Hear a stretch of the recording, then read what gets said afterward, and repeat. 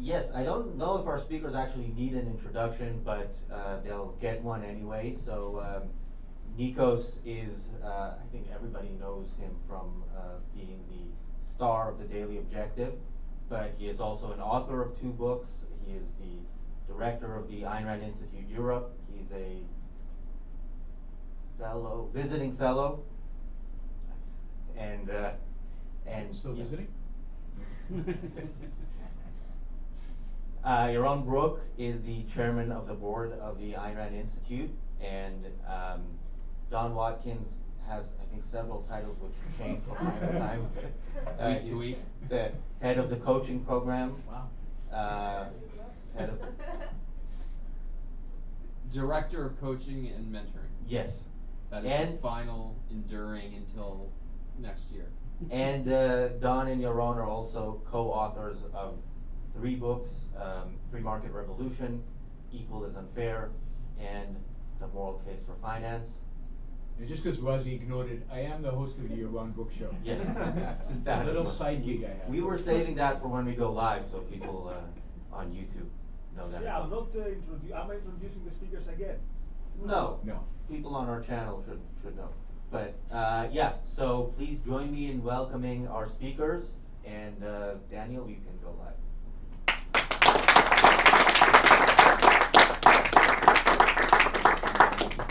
Okay, so we need to turn this on. It's on. Okay, good. So first of all, thanks so much for honoring us with your Maybe it's presence. As Don says, whenever someone consumes your content, all other things equal, they consider it more interesting than everything in the world, from Netflix to sex. So we really appreciate you being here. So what was the idea behind today's topic? There are philosophies out there, like Stoicism or Effective Altruism, that in some ways promise the same thing as Objectivist promises, which is the good life. That follow this philosophy and your life will be in some way better. Stoicism says you will be prepared for the suffering which is life. So with Stoicism, you make sure that you suffer voluntarily, so then you're ready for the real deal. And with Effective Altruism, it is that you make sure how every day of your life and all aspects of your life, including your career, is targeted towards the good, which for that ideology, the good is helping others. Now here's what I find very mysterious, and I hope you help me solve it. Stoicism, with various expressions, books, podcasts, has millions of followers. I checked before we entered the room. The Daily Stoic has close to 750,000 subscribers on YouTube. How many subscribers have we got, Razi? A bit 4,000. less. Okay. And the question is why? Why is it that this philosophy becomes more inspiring or more appealing to people?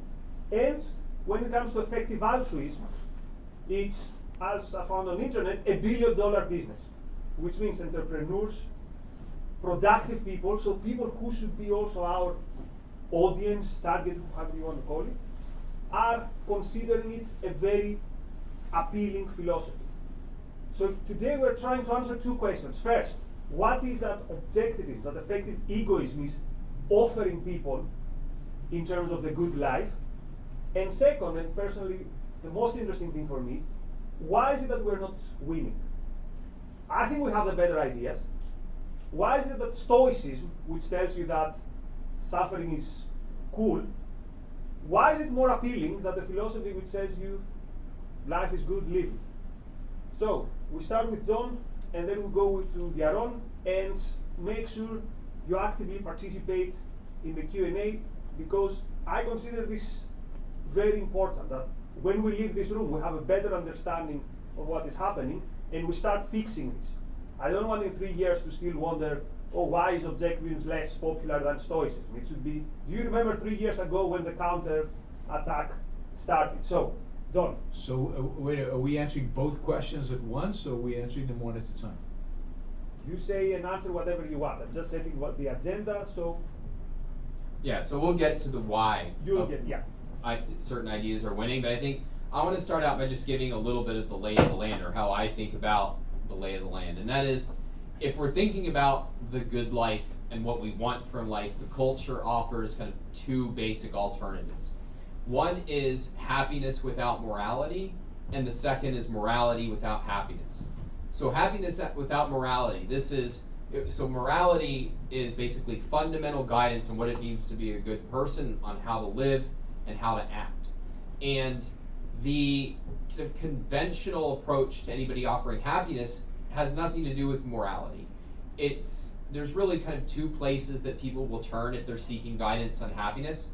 So one will be, more broadly, you can think of it as self-help genre, right? And here it's an eclectic kind of set of ideas, tactics.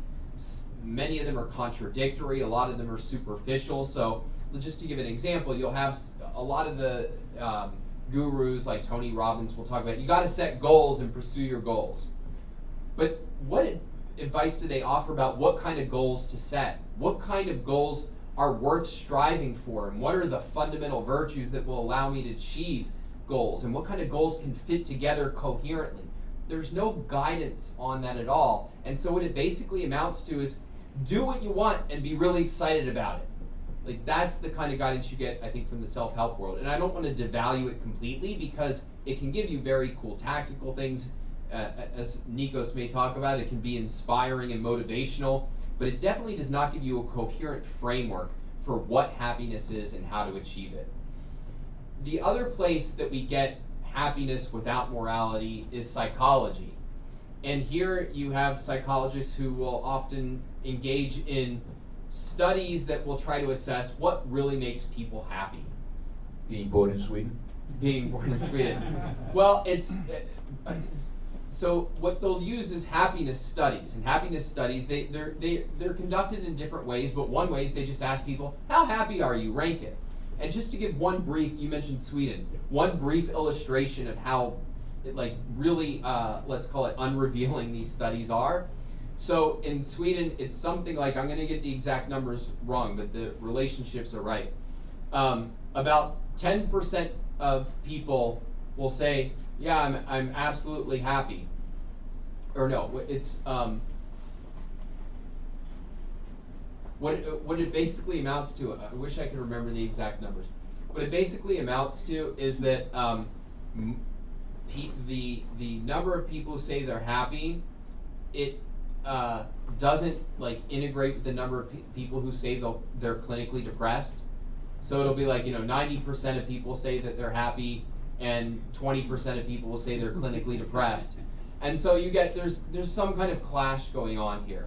And again, it's not that these psychological studies tell us nothing, but how you define happiness is a philosophic question. And so people can say they're happy when, by any standard, their life isn't going the way they want it to, they're suffering. Different cultures generally, there's some cultures that it's just culturally, you never admit to being happy. I think you've said the Israelis, Yaron, it's never okay to... Yeah, Jews never say they're happy. Yeah. Happy? How can you be happy? Whereas other cultures, you can be completely miserable, but it's expected that you say that you're happy. So I just think it's not sufficient guidance that you get when you have happiness without morality.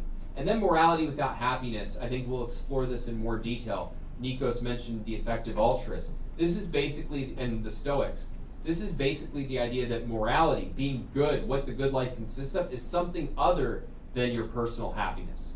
So the effective altruists, for instance, they take it for granted you should do the most good. Well, what is the most good? It's placing others above yourself. And so here's some of the concrete guidance that you should give. What do you want to do with your life? What kind of work would fill you with passion? Screw that. No. You need to pick a job that's going to be really high paying so that you can donate most of the money to charity. You're going to be miserable? Too bad. You can save lives that way. How many kidneys do you have? Anybody here have more than one? Get rid of the other one. Give it to some stranger, because that's what it means to be a good person. It's the elevation of others above your own personal happiness. And and Stoicism is a similar sort of thing. It's the idea that No, it's not striving to be happy. It's striving not to experience negative emotions by not caring about anything in particular.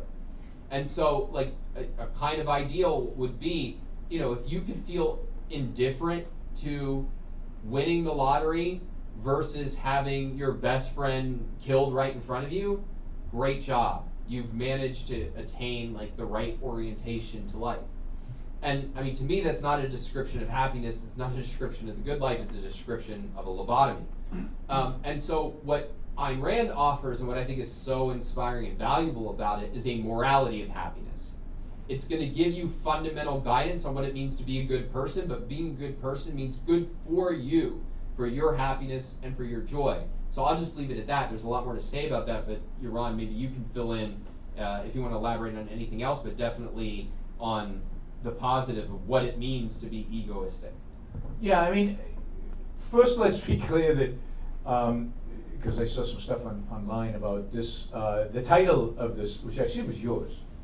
Yeah, my next book will have the name, Effective Egoism. Okay, so Effective Egoism, which I assumed was Don's because it's a clever title, and Don always comes up with the clever titles.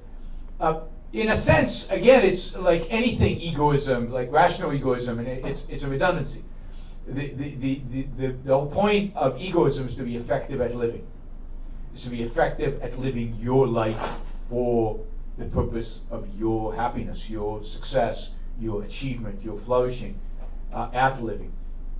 And what, of course, because we're talking about a philosophy, it tells you why you should live your life for you. It gives you a reason for it, and then what Rand does is she provides a approach, a whole system of looking at the world on how to choose your values, what should guide your choice of the values to pursue. It's not what you feel like. It's not avoiding pain. It's not doing what the culture expects, that is altruism. It's not other. It's what really is good for me. And of course, the methodology of doing that is to use reason, to look at the world, to evaluate what is actually good for human beings, what is not good for human beings, what should be embraced, the good, and what should be avoided, the bad, for human life.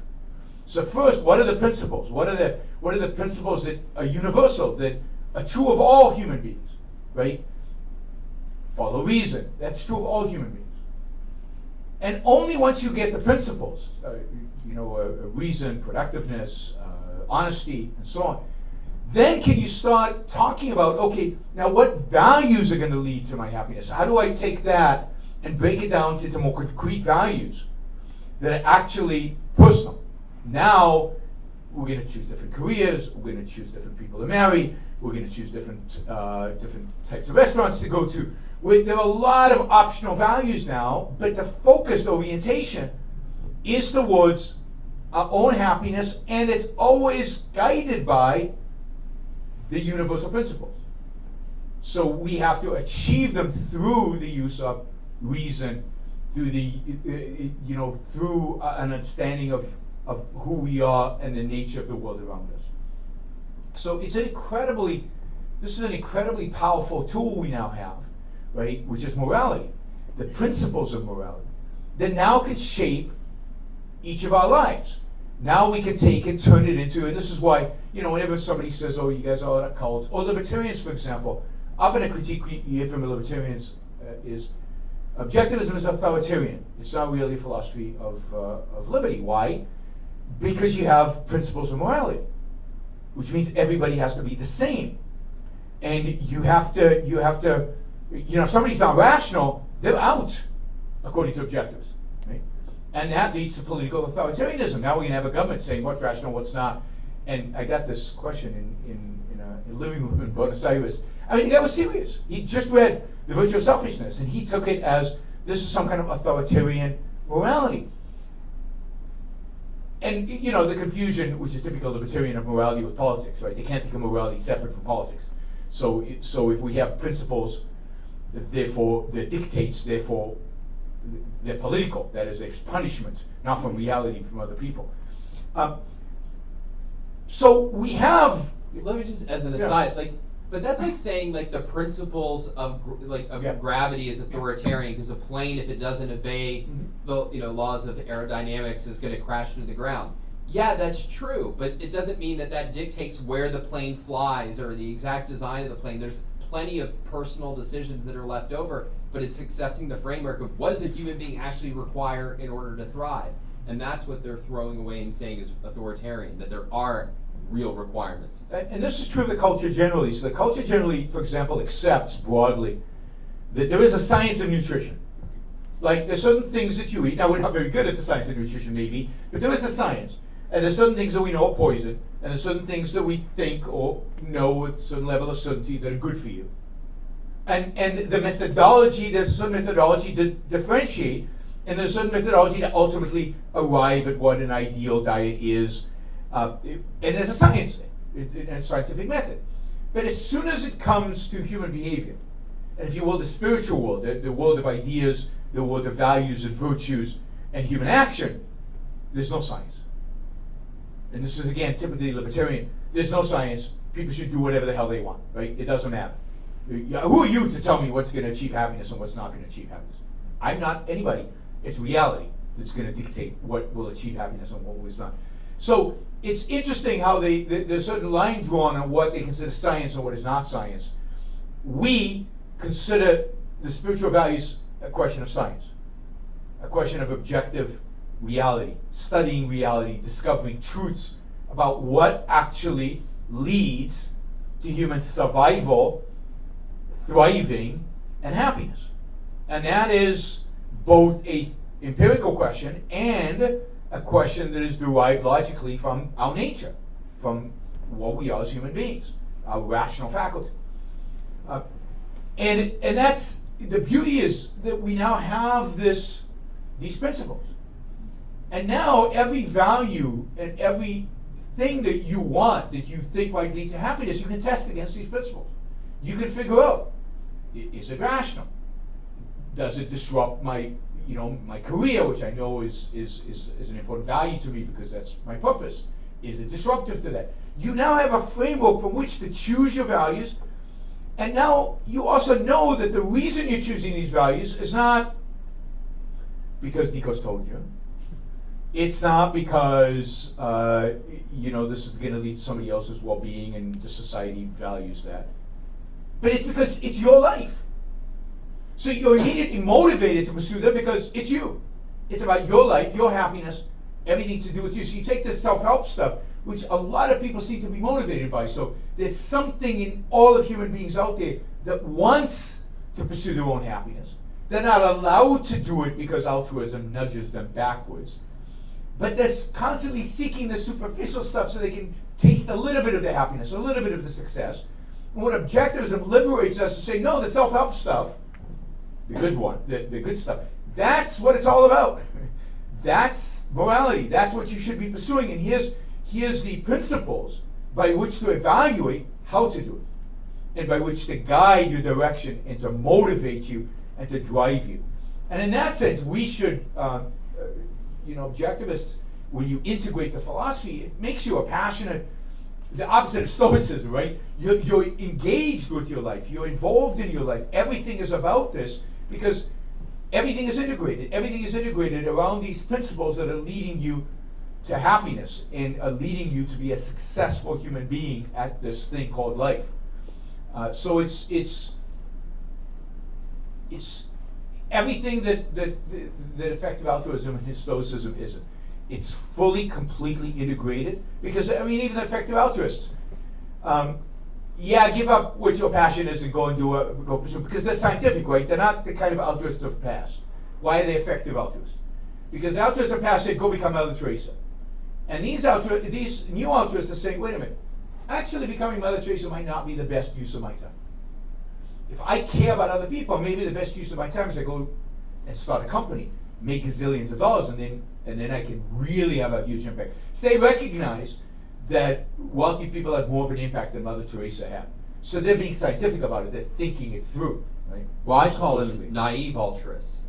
So they're really trying to take seriously that we're trying to lead to a good result for other people. They don't have a clear conception of what good would mean for another person, but they're really trying to think, what's the benefit that my sacrifices are bestowing on other people? But I think it's actually the Mother Teresa type who are really taking altruism seriously, because altruism is really about the sacrifice. It's not about the benefit to other people. And so if you want a pure example of altruism, it's the kind of thing you run into every day. You very rarely run into somebody who's like, yeah, I gave a kidney away, or I took a job on Wall Street that I hate just so I can give 90% to charity. But how many of us have met or experienced the equivalent of the father who's having health problems and says to his daughter, you need to take care of me, you owe me. You need to put family first. It's people who try to instill guilt in order to demand your sacrifices. That is the face of altruism.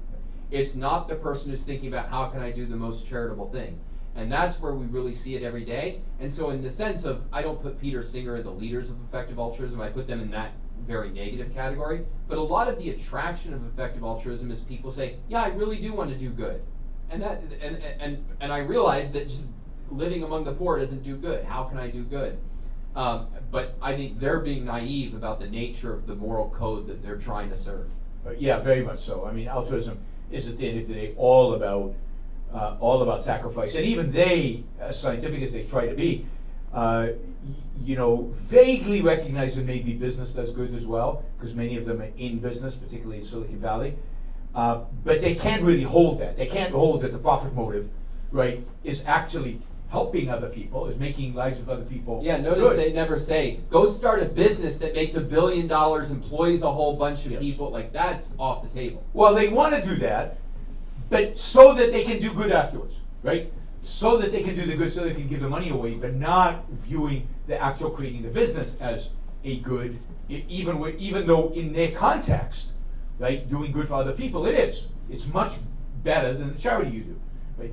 So yes, they're completely evading, and in that sense, they strike me as the most benevolent of all the altruists, because they seem to have this real idea of doing good, of helping other people. They seem to really care about it, and they don't seem to really be suffering as much, right? So most of them, actually, the ones I've met, actually pursuing careers and doing fun things but they know they've got this tug of altruism on there. So they've got, so Peter Singer has this rule. Peter Singer is the philosopher, the Australian philosopher, who is, who inspires many of these. He has this rule: take 10% of your income, like a tithing, and give it to charity. Give it to good charities, effective charities, right? And they're happy to do that. They do that, but then they can go on with their life, pretending that they were virtuous, and then they get into this happiness without morality. They're still trying to look for happiness, but without any morality. Because the morality is the 10% they gave away, right? That covers their guilt. It doesn't really, of course. Well, no, I mean, that's the thing. And if you read Singer's books, part of what he's holding up, so he tries to, in one way, assuage your guilt, being like, hey, if you do 10%, that's good enough. But on the other hand, he talks about in lauds. He talks about this one girl who's struggling, going, I really want to become a parent.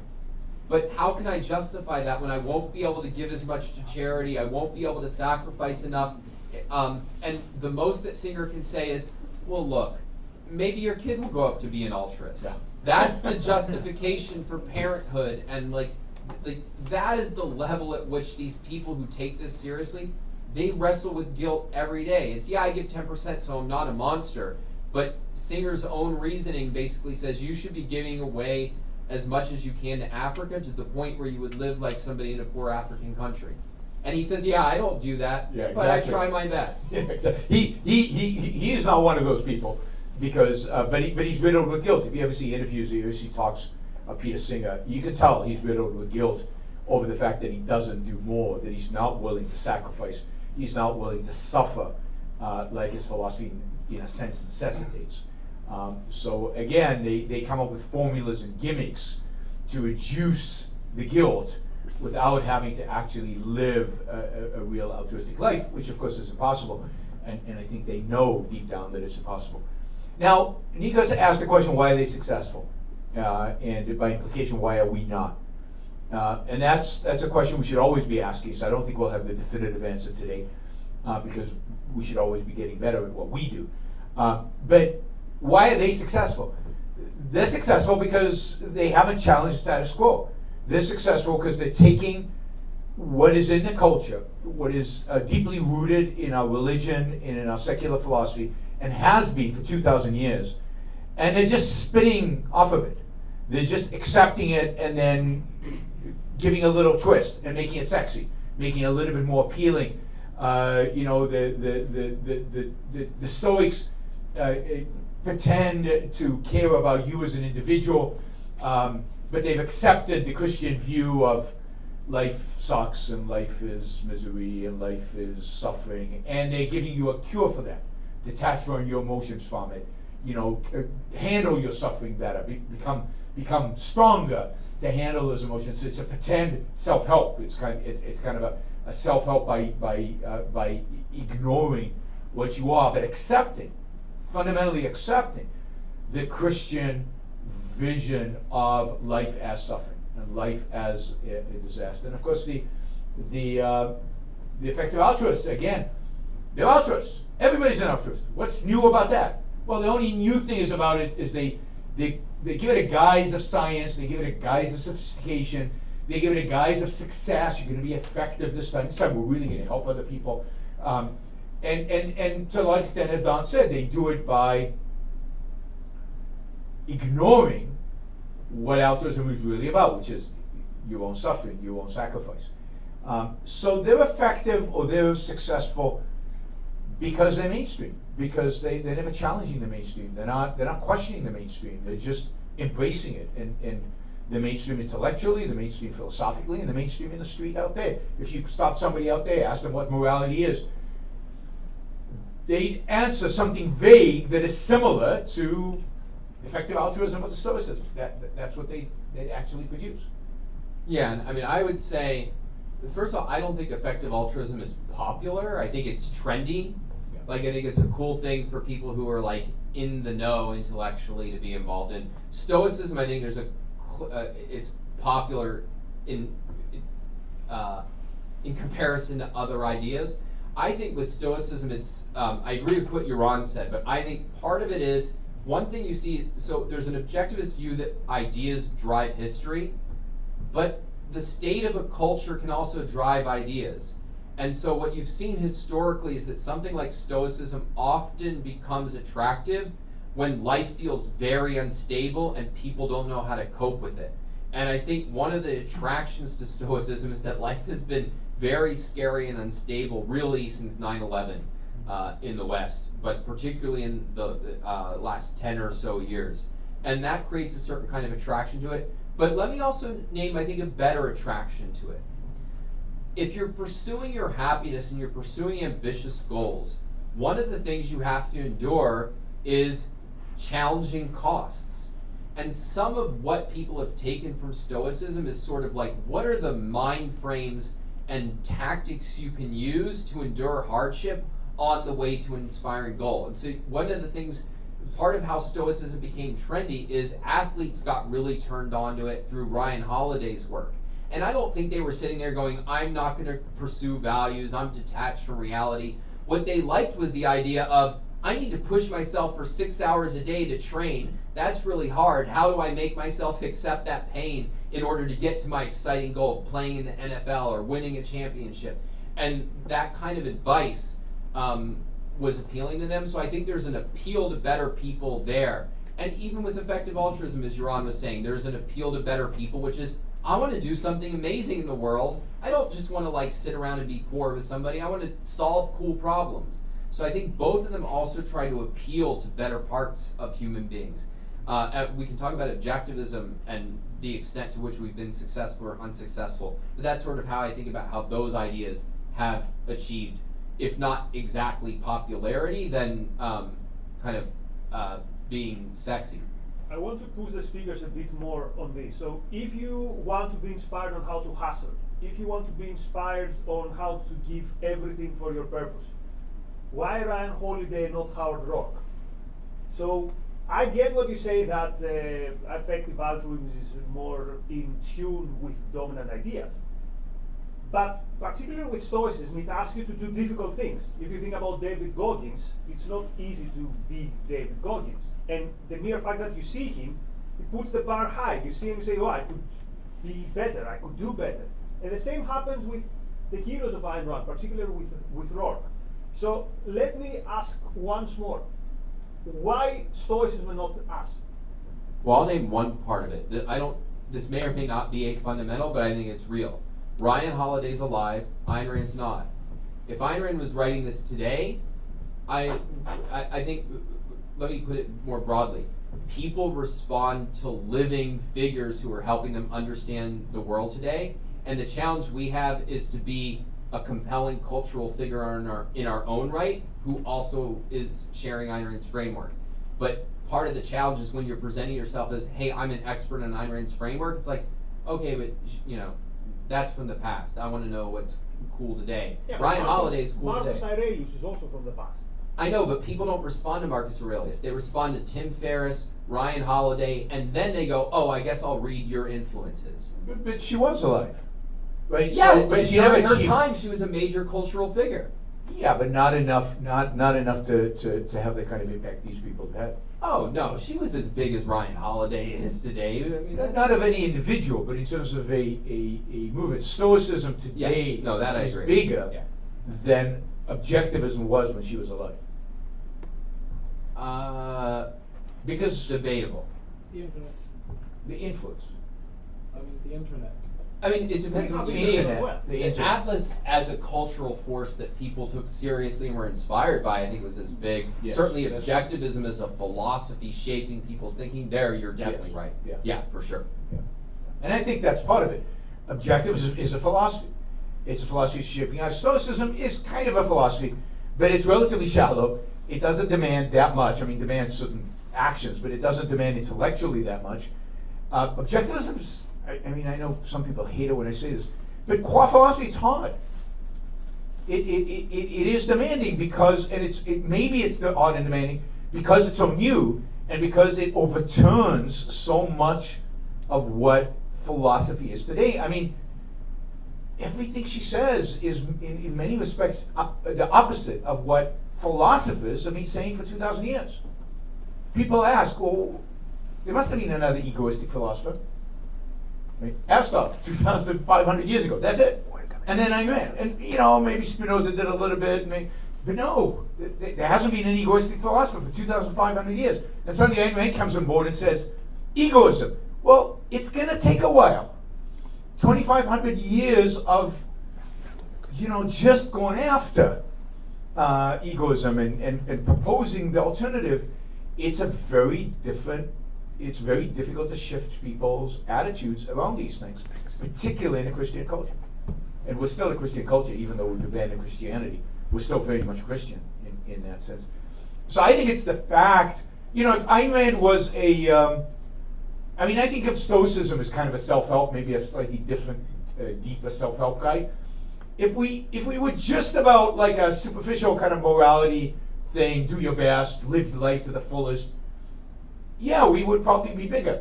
But we actually have a whole theory about you have to use reason, and we have a theory about what reason is, and it's not just anything you want it to be, and it functions by a particular methodology, and it's important for at least some of us to understand that methodology so we can exhibit it. There's so much there. It's not just, at the end of the day, it boils down to morality and living your life. But you have to know so much more in order to do that well. And it just is too much of a heavy lift, I think, for most people. Well, and even the people who so I work with a lot of young people trying to implement this philosophy in their lives. And the striking thing, and this is true for me too, and in many ways still is, it's a work in progress. Even when you want to live by the philosophy because you think it's really getting reality right, even when you finally come to understand what it's actually kind of asking of you, how would I actually live by this? You can still struggle with it. I mean, there's plenty of objectivists who find you like, I still have kind of Christian attitudes towards sex that makes me feel uncomfortable or guilty, or I still struggle with certain things in the productive realm. It's really hard because it's so fundamental. So one way to think about what morality does to a person or is to a person is that it's shaping your self-esteem and how you evaluate your self-esteem. And so when you ask somebody to change a philosophy, particularly change a morality, what you're saying is your whole self-concept is now thrown into question, and you have to rearrange how you evaluate yourself in the deepest sense. That is a big, big ask, and no other philosophy today is asking something that fundamental of people. Cool.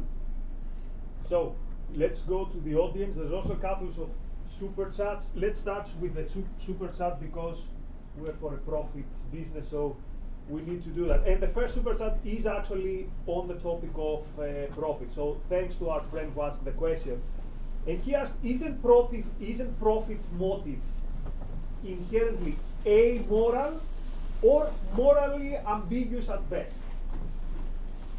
So maybe to translate it, you might want to make money and you do this by drugs, or you want to make money because you want to buy a Ferrari and you want to make your neighbor jealous. So why is profit motive inherently moral, or is it? I think it absolutely is. It's like saying Absolutely is amoral, or what? it absolutely is moral. Absolutely is moral. It's like saying sex is absolutely good. With everyone? Under any circumstances? Can you imagine a circumstance where sex is not good for you? Yeah, lots.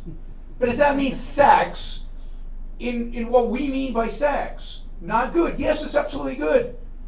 Right? So everything is, you have to hold context. You always have to hold context. Nothing is, in that sense, absolute, and it applies everywhere, all the time, in absolutely every circumstance as one can even imagine. The profit motive is absolutely a good because it represents the best in you. It represents your ability to produce and create value. To create value that is then objectively validated by, if you will, the marketplace, by the fact that people are willing to pay for it more than it costs you to produce. So it's a value that the market validates. So it's absolutely good because you're producing pro-life, pro-human being values that the market is willing to compensate you for and validate for. What happens? What about drugs? Or what about something that you produce that's harmful to other people?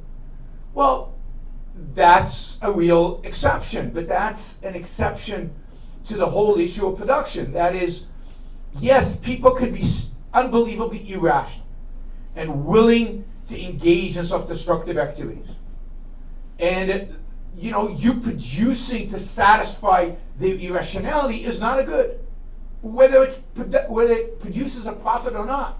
Profit is not relevant there to the actual fact that what you're doing is not good. You're producing a product that inherently is self-destructive.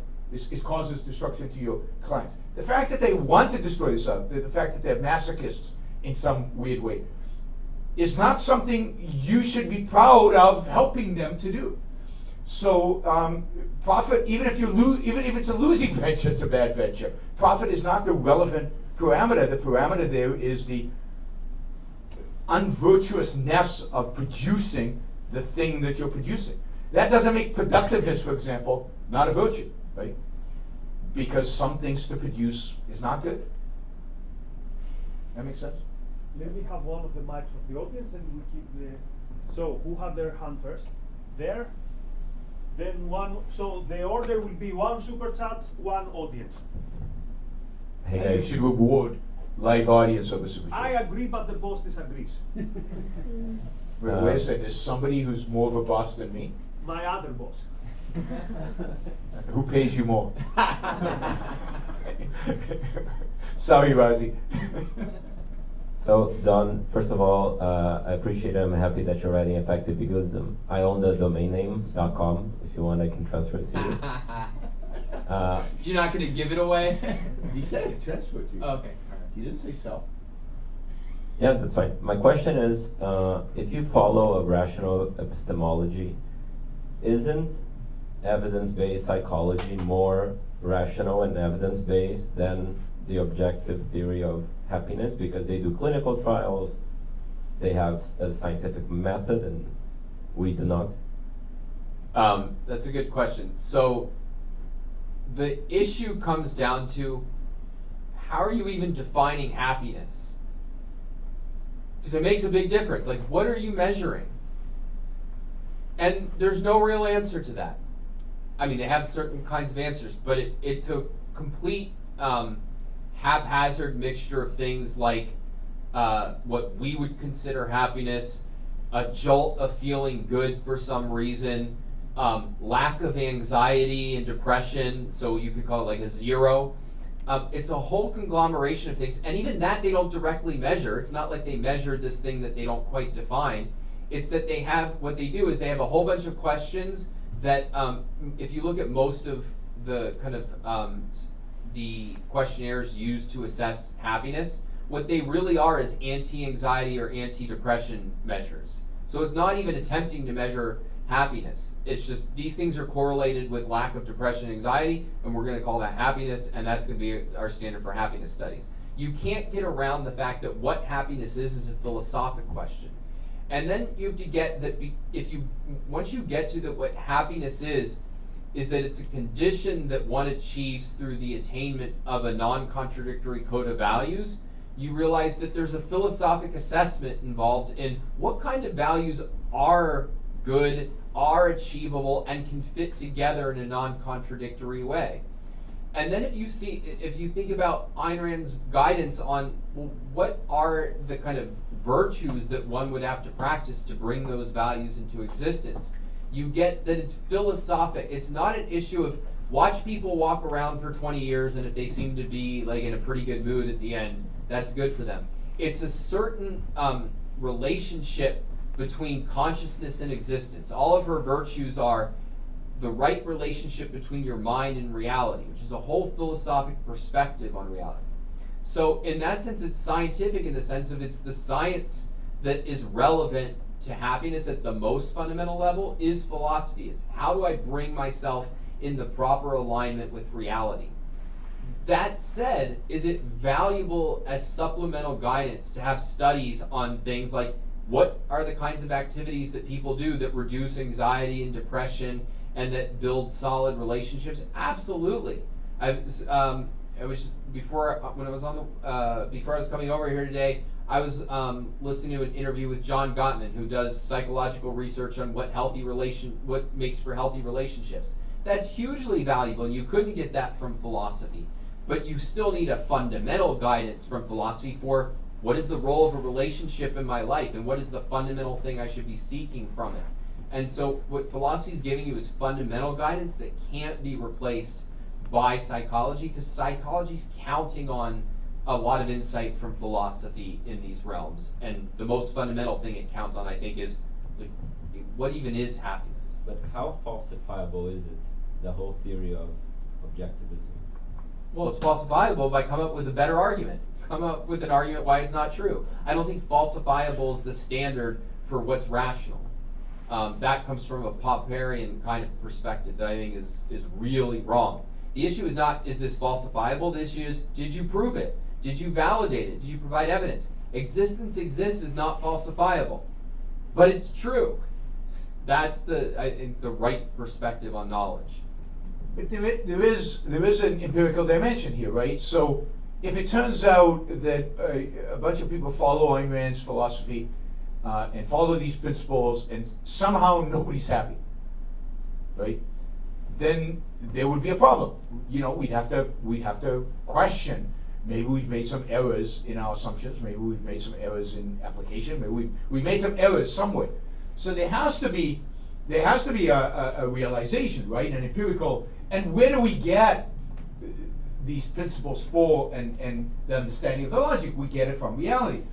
So I think that at the end of the day, if psychology understood what happiness was, had a proper definition of it, and had the ability to measure aspects of it, at least elements of it, then they would be completely consistent, and there would be no difference between what our morality teaches us and what their psychology, because there is no difference between the theory and the practice. They should be integrated. They should be the same. I think what the fact that we're seeing a difference today, supposedly, is exactly what Don said. They don't know what happiness is.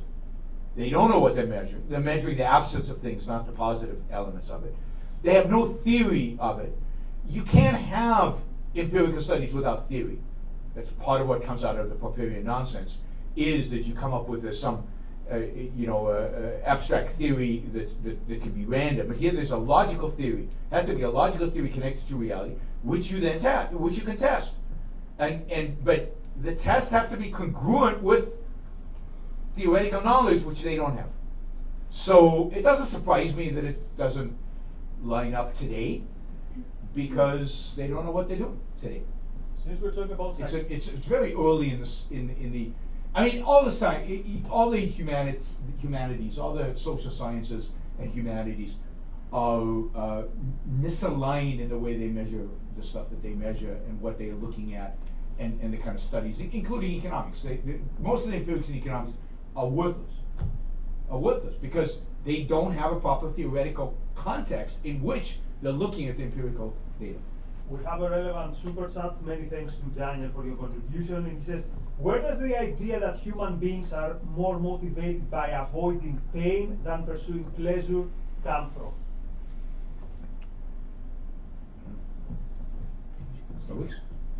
I mean, yeah, it just depends on how you want to answer it. Well, look, I think there's a certain plausibility to it. That is, I mean, if you just think biologically, right, the downside of death is pretty big compared to the upside of being a little bit happier. So that's not, so in a sense you could say that there's a stronger pool of negatives or a stronger urgency of them, but that's not really the issue. The issue is, what's your orientation in life? Is it towards the achievement of positives and then dealing with negatives when they come up and you have to deal with them?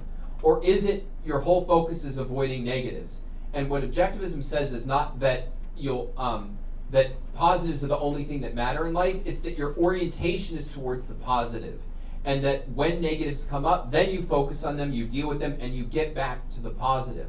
So I think there's a certain kind of plausibility. I see why people have that kind of view, but it's not getting to the issue. The issue is, where's my focus in life? What do I regard as important, worthy of attention? What do I regard as essential? This is one of the core themes of Atlas Shrugged. It took me a long time to appreciate that this was central to it, which was what matters in life. And it's the positive, happiness, joy, success. Ayn Rand was not a fool. She grew up in Soviet Russia. She knew what suffering, fear, destruction, enslavement were. And she still was able to maintain the view that that's not what matters in life. And the Stoics are the people who, in the face of living in a Western country, look out and say, ah, man, there's some problems. I guess life is suffering. Jordan Peterson. But yeah, I mean, it's all over Christianity, right? The purpose of life is not some positive to be pursued in this life. It's an afterlife. It's something afterwards. Right now, in this life, life sucks. Avoid pain. Avoid pain as much as you can, so that you can make it, right? To ultimately to where pleasure exists. It doesn't exist here. The good doesn't exist here. It exists in this afterlife. And there's another aspect to it. It's in human history, how many people have had the time and, if you will, the energy to focus on the good? Like, life sucked for people most of history. So it's not just, pain really is real. It's kind of weird in the 21st century to assume that life sucks when life is like unbelievably good. But for most of human history, people got up in the morning, went to work, drudgery. The work was drudgery for the most part. Came home, ate, and went to sleep. And that was life. And they died at 36. And so you can see why Hobbes would say, life is short, what is it? Short, nasty, brutish, and short. Because it was. For most people, for a big chunk of the population, it was nasty, brutish, and short. And there were a few people who had it a little better, right? But for most of history, people didn't have the time and the energy to focus on the positive and to devote time to the positive. And that was the exception. The rule was drudgery. And The reason for that is the lack of reason and the lack of industry and the lack of what ultimately led to a prosperity, which allows us time to think about happiness and to think about the values to pursue, what values to pursue. But that, in a sense, there are very few cultures in history. Greece, a little bit in Rome, and then the Renaissance on. And even the Renaissance on, what percentage of the population benefited from that until the Industrial Revolution? 10%? Most of the people lived in drudgery. So it's an achievement to get to the point where most of humanity can really focus on happiness. A friend at the back, then a friend at the front. I have a question. Don't you think that these ideas of morality, of good, they are really like for naive people? What is the measure of morality? Is it a law? Is it a book that says this is how you should do?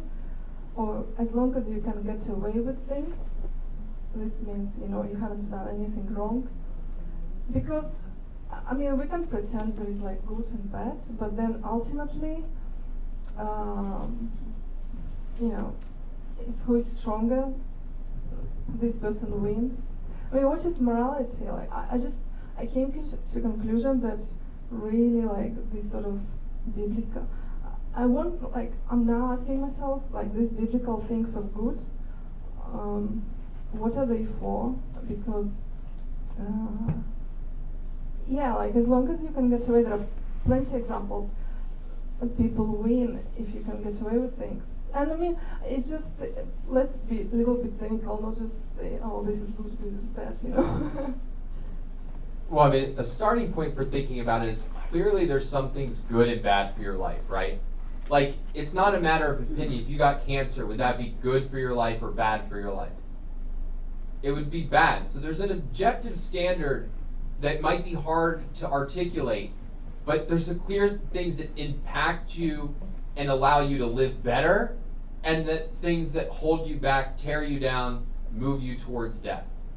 And then it's a question of how you discover those and how you figure out what those things are. And so I don't think there can really be any objection that there's some objective standard of what's good and bad for you. Like, it's self-evident that people's lives can be going in better and worse directions, can be in better and worse conditions. And then the question is, can you articulate a standard that helps you assess, okay, well, what choices can I make that will actually put my life in the best state possible? Now, once you've answered that, and we can talk about Ayn Rand's answer to that, but I think the core of the answer comes from the fact that in order to figure out what is objectively good for an entity, what you have to think about is their basic means of survival. That's going to give you the deepest insight into what improves their life and what holds it back. And I think one of Ayn Rand's most profound insights, and it's central to her philosophy, is that human beings, our basic means of survival is our mind, is reason. Reason is what allows us to identify our values, formulate a long-range vision for our life, build a life that is actually achievable, successful, and can achieve happiness. And so that is what allows us to assess the fundamental things that are good for us and the fundamental things that are bad for us. Now then, if you ask, okay, if that's true, and I'm stipulating it, I haven't proven it, obviously, right? If that's true, what does it mean to say, if I get away with something? Like, what would that even mean? Well, I mean, I guess you could take like an example, right? It's wrong to lie. Is it okay to lie then if I can get away with it? Which means not get caught by somebody. Well, first of all, you can't too quickly say, oh, I won't get caught, right? Every thief thinks he's not going to get caught. But if you steal something, it's a fact, and in principle, a fact can be discovered. So you don't know you're going to get away with it. But even there, what's the whole meaning of it? What am I trying to achieve? Because this is really, I think, the core of the issue. The reason not to lie or not to steal or not to murder or not to cheat on your spouse is not because I might get caught. It's because that's not what I want from life. I have a vision of what I want from life. I want to be a writer who's surrounded by friends who provide me with intellectual stimulation, who spends my days enjoying great heroic art that inspires me, who falls in love with somebody that I admire. That's what I want from life. Is a policy of lying, cheating, and stealing going to move me closer towards that or away from that? It's going to move it away from it. I'm not going to be a person worthy of admiration. I'm going to turn other people's rationality, instead of the biggest reward, a huge threat to me. The stupider they are, the less likely I'll get caught. The smarter they are, the more I'm vulnerable. It's throwing away the life that I want to do something even if I might not get caught. There's no value there. There's no reward. Money? What's that money going to buy me if I've lost everything on this earth that I care about? Let me give So you this, Can I answer? Go. I mean, this is the problem of the fact that we associate morality with what you said, biblical, the Bible, right? We associate morality with religion. And yeah, why should you follow the Ten Commandments? Who cares? If I can get away with it, cool. There's no God anyway, so who's going to catch me? And who's going to punish me? There's no heaven or hell, so I'm going to do whatever the hell I want. As long as I can get away with it, and other people let me get away with it, I'll do it. But that's a false orientation around what morality means and what morality is. Morality is not about cheating on some other, not about a system imposed on you that somebody arbitrarily decided is right or wrong, which is what religious morality is. Morality is about, and this is Ayn Rand's innovation, in a sense it's Aristotle's, but Ayn Rand really fleshes it out and really gives it foundation. Morality is a set of guidelines for how to live a good life. And if it's a set of guidelines on how to live a good life, and it's a good set of guidelines on how to live a good life, why would you want to cheat on it? Why would you want to get away with anything? Because it's not that other people are judging you, is she moral or isn't she moral? That's not morality. It's you're judging yourself, am I living a good life or aren't I living a good life? So if you teach me how to, I'm trying to think of an analogy, how to be a good surgeon, and there's a way to be a bad surgeon, you kill all your patients, and there's a way to be a good surgeon, you get the exact result. Why would I ever want to be a bad surgeon? I only want to do this well because that's what I am. If I give you some principles on how to live a good life, what's the temptation of living a bad life? I want to yeah, you can get away with it. You can lie, you can cheat, you can steal. Sometimes you can get away with it. It's very rare that you can actually get away with it. But you're not going to live well. Now, if you tell me, no, Yaron, I know people who lie, steal, and cheat, and they live a great life. They're so happy, they're so successful. But I've never met anybody like that.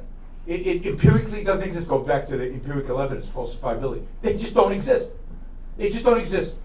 I mean, I like to say the only career in the world where lying is a virtue is politics. But have you ever seen a happy politician? They're pathetic, miserable, horrible human beings. They really are. Because they lie. And lying has consequences on your own soul.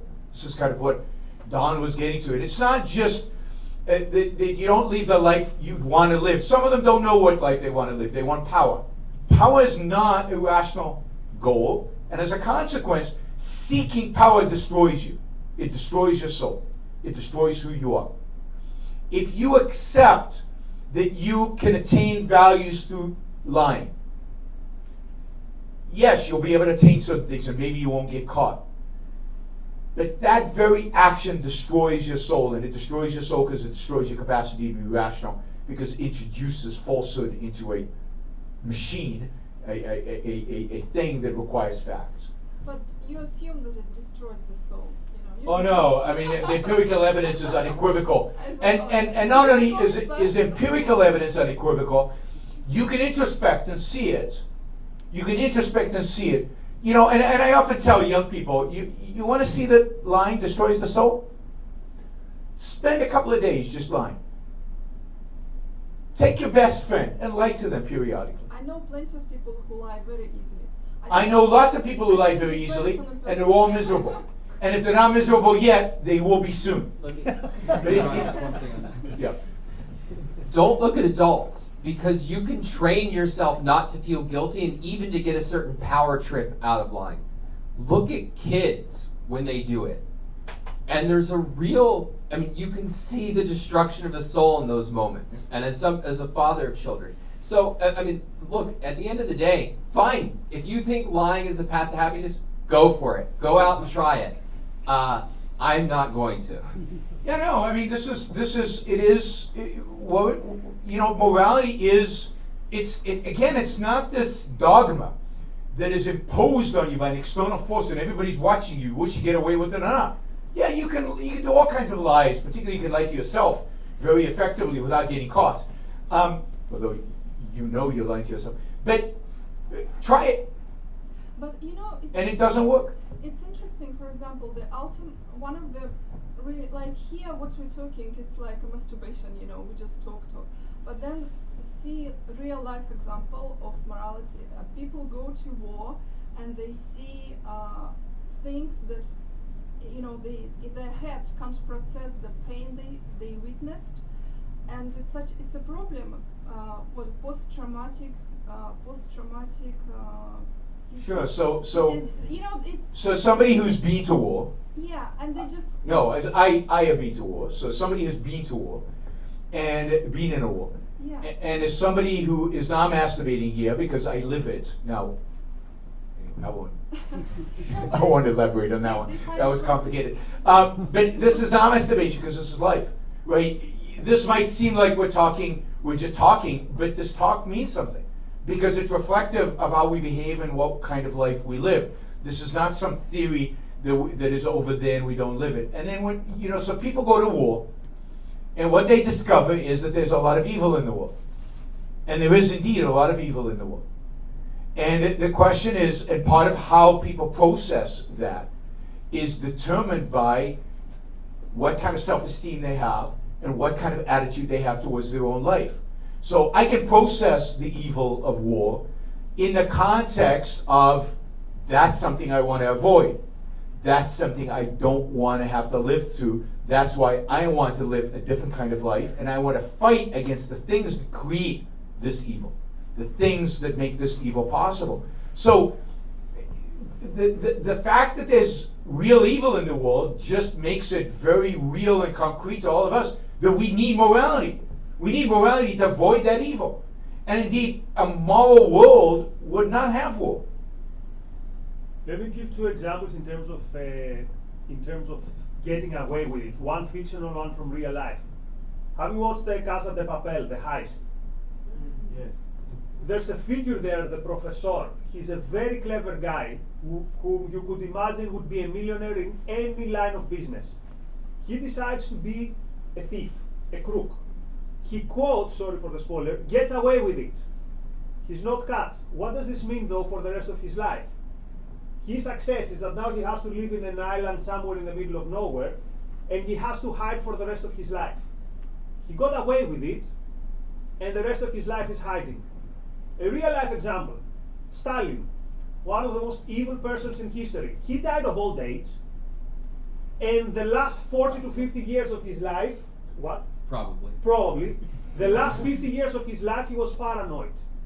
He was so paranoid that one day his presumably best friend, Lavrenti Beria, the head of the secret police, shows up in his house, and because Stalin had screwed up the war, it was the beginning of the Nazi invasion, he was sure that Beria came to arrest him. Now imagine this. You've led a life which has led you to the point that you hear your best friend being outside of your house, and your assumption is, okay, I'm going to end up in the torture chamber and I'm going to be killed. This life sucks. And what was Stalin's last moments? Lying on the floor and no one daring to go there because all his friends, the Politburo, wanted to make sure that he dies. This life sucks. And he got away with it. He didn't die in the gulag, he wasn't executed, he didn't fall in a coup, but he led a life which sucked. His wife committed suicide because probably she hated him so much. Imagine living with this. Because he loved his wife. Imagine having this in your consciousness. So the fact that you get away with it, if you do the wrong things, doesn't mean that your life is. So do you know the real life story of the heist? No. So there's a famous robbery here in Britain, the Great Train Robbery, where they got away with a huge amount of money, and some of them got away. And a famous example, one of the top guys who was part of the robbery, he was a very sophisticated robber. He made it to South America with a lot of money. And he lived in South America, I can't remember if it was Argentina or Brazil, he lived there, or Uruguay, I don't know. Lived there with a lot of money and had all the luxuries of money. And about 20 years after the heist, he came back to the UK and gave himself in. And he said, I can't live with myself. I hate my life. I hate everything about my life. And and everybody knew he was the trained robbery. So there was a warrant out for his arrest and everything, but there was no, treaty. There was no extradition treaty. So he literally came back to the UK and gave himself up because he couldn't live with it. And Actually, I can tell you the real story. Okay. Yeah, it was Ronnie Biggs. Yep. He lived in Rio de Janeiro, Brazil. Yep. Married a local girl, had kids. That's why he could not be extradited back to England. Because he was married to a Brazilian. Correct, with children. But he got cancer, yeah? And he could not get good treatment in Brazil. So that's why he came back to the UK, because he felt he could get better treatment for his cancer in the UK. He knew that he would be sent to prison in the They would treat him UK, there. but he preferred to have be in the hospital wing of a UK prison rather than in Brazil.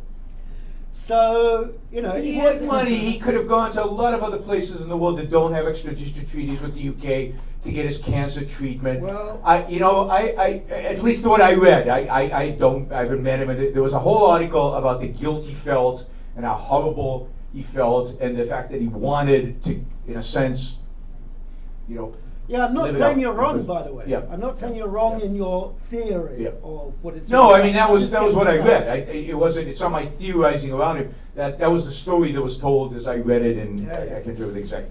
Okay, so we have a super chat on Kanye. Because it's out of topic, it's gonna be last. So Kanye?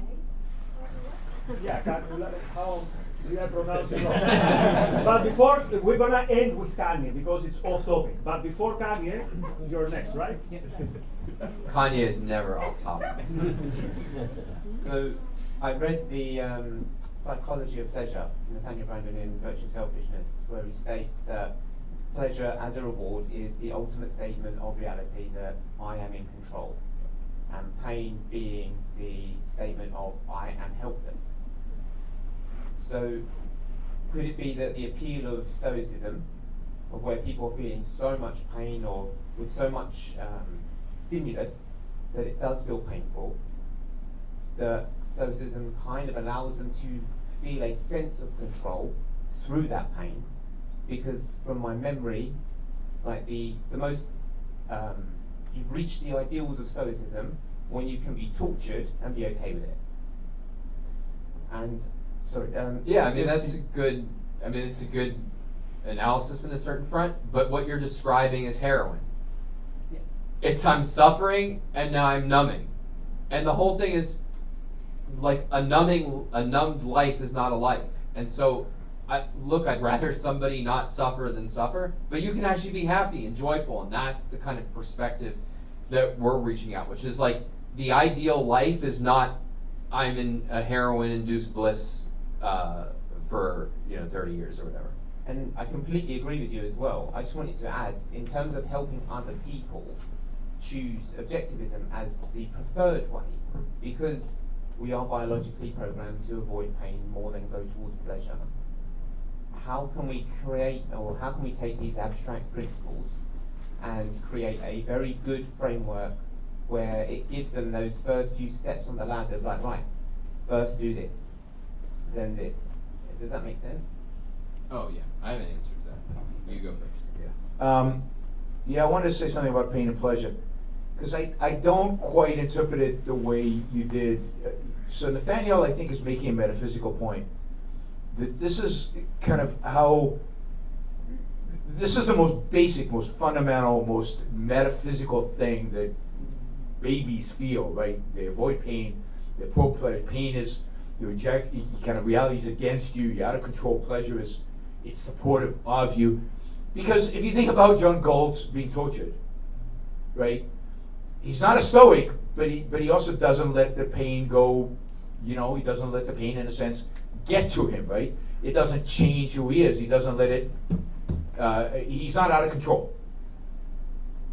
because he has a cognition. He can control that. He knows what's going on, right?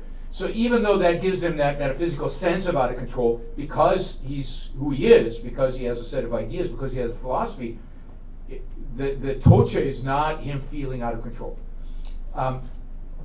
What happens with most people who don't have a philosophy is exactly what you described. For them, that pain stays. I'm out of control. Instead of, okay, this is a context. There's some context here. I feel the pain in this context. I can handle it because I know what the antidote to it is. So it's. I think it's important to not take that. Not say that pain is a sense of out of control. That's not how it's always perceived. Because once you become conceptual, you have the ability to control. That's what the Stoics are taking advantage of, in a sense. But what Galt does, because he has a philosophy, because he has a life. So this idea of controlling and living with pain is not unique to the Stoics, right? They want you to reject the positive. That's what's really controlling pain, or being able to live with pain, or being able to manage pain, is something that I think any rational person can do, because they know pain is not the essential of what life is. Well, I mean, also part of it is the best way to cope with pain is insofar as you can see it in service of a pleasure. So, I mean, think about like a workout is deeply painful and uncomfortable, and the way that it doesn't make you feel out of control or like life is awful, because you can see it almost as, this is like my tribute to the positive I'm trying to achieve, which is, health, a good body, energy, and so on. And it's the more that you can see pain as serving a positive, that's actually a better way to cope with it than just try to disengage from life and nothing bothers me at all.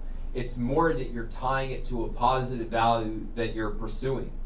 The thing I was going to say to get to the end part of your question, which is one thing that I definitely think will help objectivism be more of a cultural influence, is it's presented, and it is a philosophy, so it's abstract fundamental guidance on how to live, but part of what you want is you want a philosophy translated into much more actionable, tactical kind of guidance.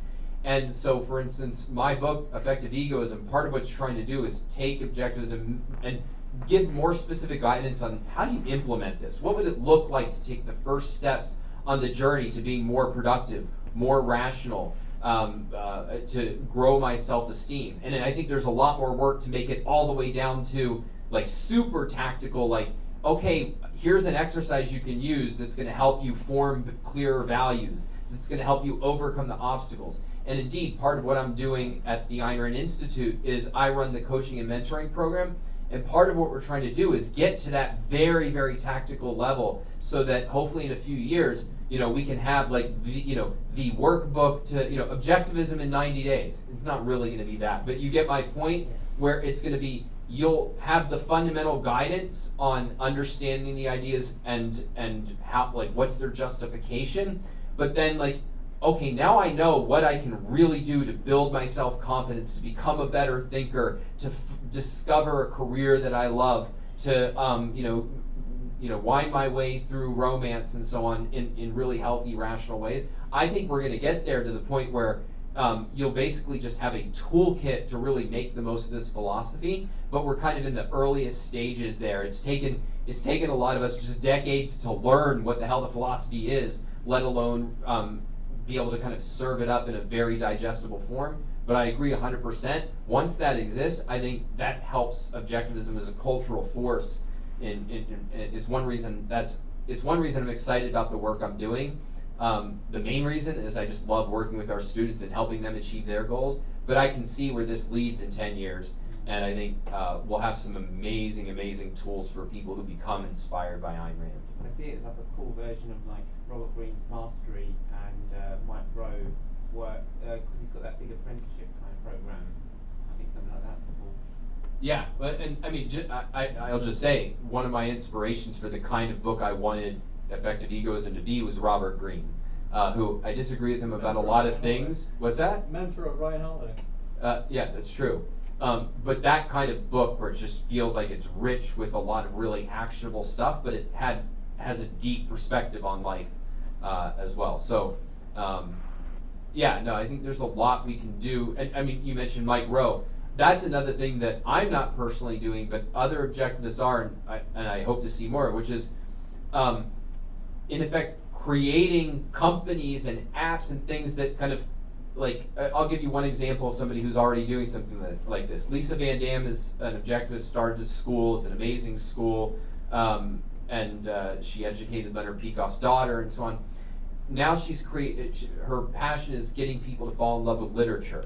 Well, one thing you could have done was you could be Lisa's friend and she invites you over for a book club, which I was, lucky enough to go through.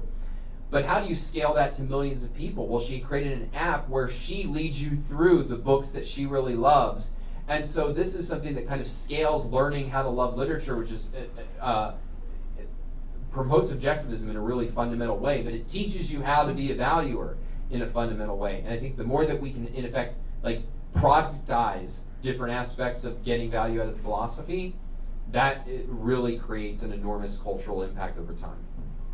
Yeah, and let me just say something positive before we get to Kanye, because I'm not sure. But Don is going to take that question. I'm not going to interfere. Well, I don't know what the question is yet. Yeah. I made no promises.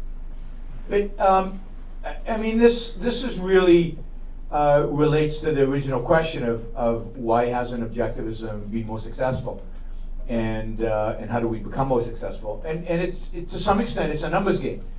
At some point, objectivism will grow exponentially, and a part of that is going to be the curve we have right now, which looks very, very shallow. But all exponential graphs go very, very, very slow, and then you see that. And the question is, what causes that?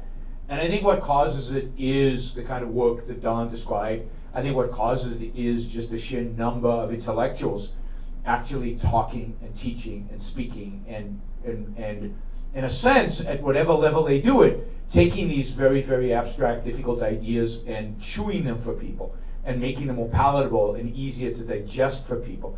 What we need is anywhere between 100 and 1,000 intellectuals who are active, who are in the culture, who are constantly talking about this, writing, speaking, engaging with people. That is what will lead to this real change, because this is not superficial. It's not like one guy can come, oh, I've got another twist on altruism, let me do this. And then, oh, that's kind of cool, and for 50 years I'll follow that, and then somebody else will come with another twist. We're asking people to change everything.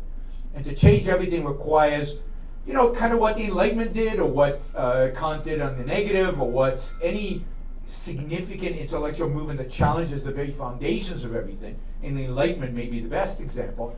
It takes decades, and we're the Enlightenment on steroids, because we're not afraid to challenge even deeper beliefs than the Enlightenment. The Enlightenment wouldn't challenge really religion, not at the metaphysical and epistemological level.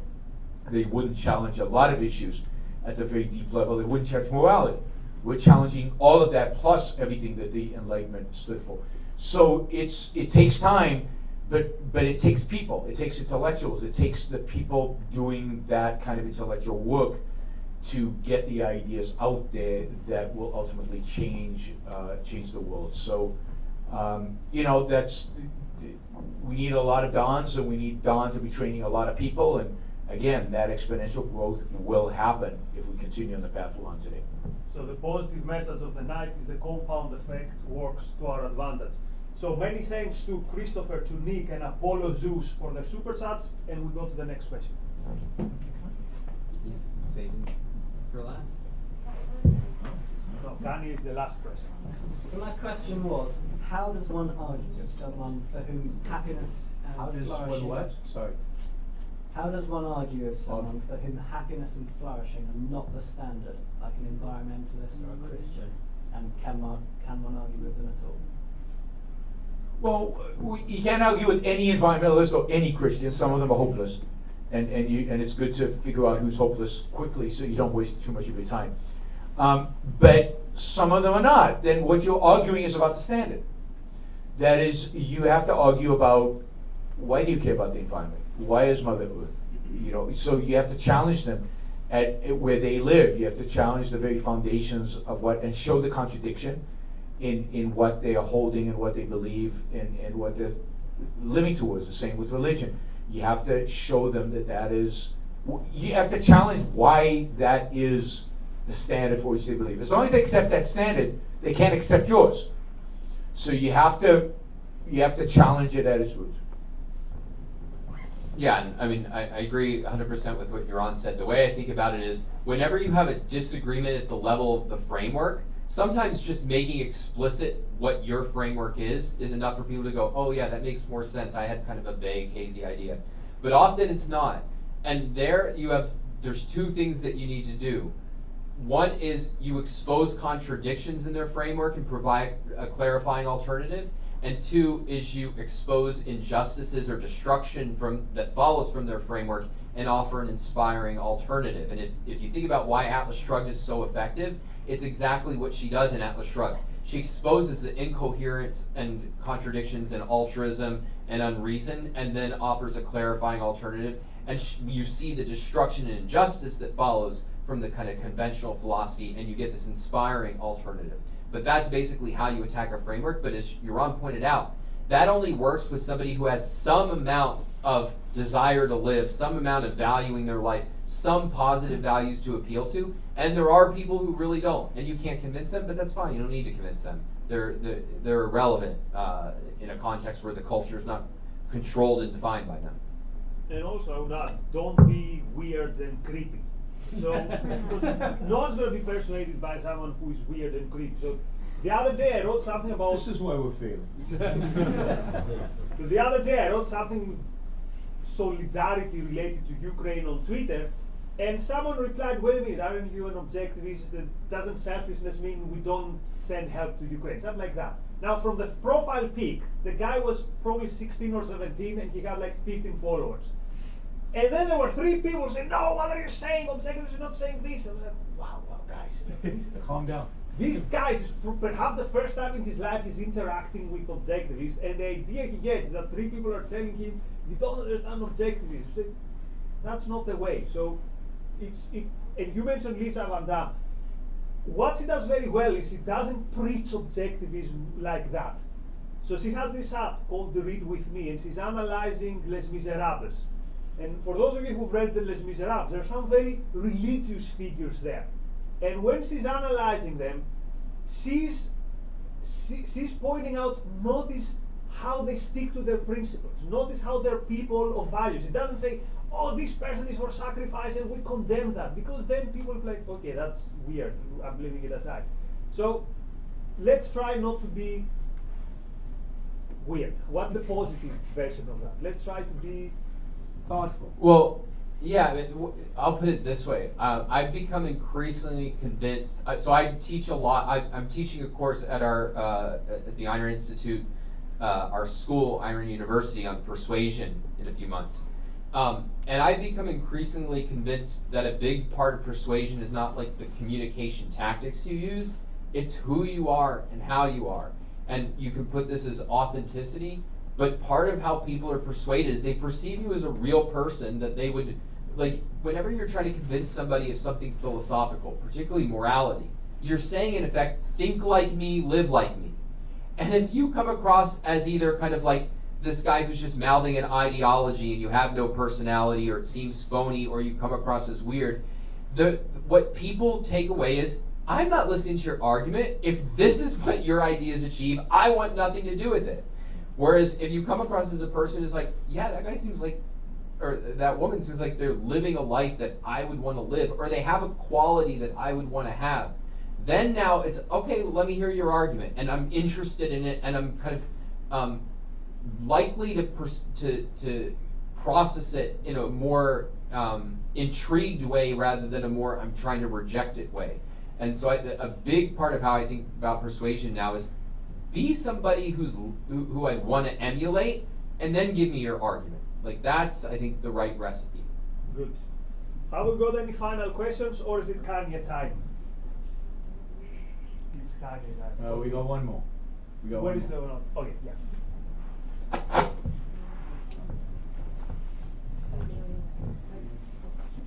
So my question is, you talked about good life. What is a good life? Do you define it subjectively or objectively? As in, can somebody just out of nowhere say, "Hey, this is what I think a good life is, and this is how I'm going to live it, and I don't care about anyone else"? Can people do that? But I think part of what we try to get across is that we definitely think there's an objective conception of what a good life is. And to kind of summarize points that we've made, but Yaron was really elaborating on, the briefest summary I can give is that it's a life of reason, where you're using your mind as your tool of survival to select your ideas, to select your goals, to pursue your values, reason all the time in every issue. It's a life of purpose, where you're aiming at pro-life goals. You're trying to achieve your happiness with every choice that you make, and above all, that you have a productive purpose that is at the center of your life, that the core of how you walk through this world is as a creative being who's generating the values that they need to live. To put it more simply, find a career you love and build your life around it. And then finally, it's a life of self-esteem, where you set demanding moral standards for yourself based on reality and based on human nature, and you strive to live up to them, and you never settle for less than the best from life. That is the core of what is objectively good for a person. And as Yaron pointed out, that leaves a lot of optionality for where do you want to live, what kind of work do you want to do, what kind of jokes do you like, what kind of men or women do you fall in love with. There's a lot of options, but those three cores run throughout all of us in terms of what actually is good and what will allow you to thrive and achieve happiness. And they run through all your optional values. As the optional values can't contradict any one of them, because that will create conflict, and it will create internal conflict, and it will subvert the survivor value of the three that Don articulated. And then, of course, the integration of all of them, they should all be integrated around you, around your life and your love of life and your pursuit of life. So it can't be you just decide I'm living a good life. It can't be something arbitrary like that. It can't be anything that you do. To live a good life is to pursue a specific type of life with a specific methodology, the methodology of reason. Okay. Comments on Kanye West's latest statements? What was it? That okay, the one was that obesity is the glorification of obesity is demonic, and something about the Jews. Are the Jews related to the obesity? No, but they're behind cancel culture or something like that. No, I mean look, my view is Kanye West. If you like hip hop at all, he's a really brilliant creator, particularly early and middle period Kanye. But he's clearly a person who has severe psychological problems. He's admitted it, and I don't take these comments as these are considered comments of somebody who hates Jews. This is somebody with severe bipolar disorder, and it's really tragic that it's not being handled in a way clearly that is conducive to his well-being. So I find it really sad, and the fact that people are treating it as if I came up here and was starting to say anti-Semitic things. Hopefully Yaron would punch me in the nose if I did it. I don't put it in that category. I just find the whole thing really tragic. Okay, makes sense. So, many thanks again for honoring us with your time. Razi, any parting thoughts? Razi is the creator and the organizer of anything that happens in ARCUK, so he deserves the last word. Yeah, just thanks everybody for joining us. If you enjoyed the event and would like to see more events like this, then consider becoming a member of the Ayn Rand Center UK. You can do that at aynrandcenter.co.uk/membership. And those of you who are already members, stick around. We're going to dinner with the speakers. So thanks again to our speakers, and see you all soon.